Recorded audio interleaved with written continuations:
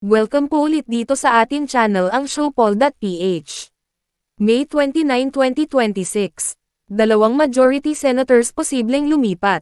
Mula sa official Facebook page ng News 5, published as is. We can talk to them over the weekend. Posibleng lumipat sa minority block ang dalawang majority senators kasunod ng mga pangyayari sa Senado sa mga nagdaang linggo, ayon kay Senador Erwin Tulfo. Dalawa sa kanila na probably after what happened, talagang medyo disgusted din naman, hindi sila makapaniwala.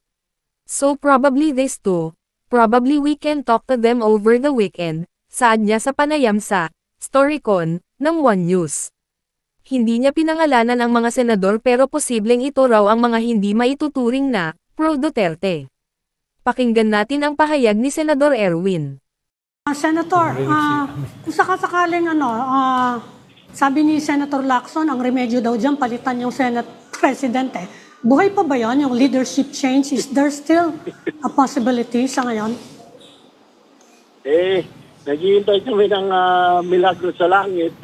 We're waiting, baka may mangyari. Baka, hopefully, sa body language ng ilang senador nung Wednesday, may mga nakita kami na probable pwedeng kausapin over the weekend. Yung meron may ilan doon na dalawa sa kanila na probably after what happened talagang medyo disgusted din naman, hindi sila makapaniwala. So probably these two, probably we can talk to them over the weekend. Pero still no assurance kung sasama sila.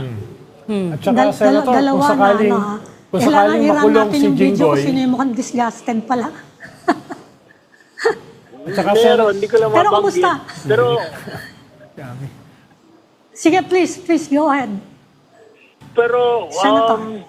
obvious naman during dun sa coverage nakikita mo na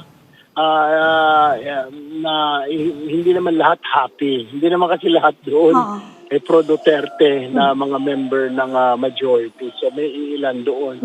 Meron pa doon absent, di ba? Kaya nagkumulang din sila, hindi sila makabuo ng 13. Talagang hindi kasi wala nga si Bato. So yung ngayon parang i-insist nila, di ba? Para kung may botohan, malagi may quorum na sa online lang, etc. At yan ang atin viral SOCMED update for today. Paki-like at share ang video at huwag kalimutan mag-subscribe. I-click ang notification bell for more SOCMED viral updates at suportahan po ang atin Facebook page. Maraming salamat sa lahat ng nag-subscribe indeed. Magandang buhay sa lahat. Shukran.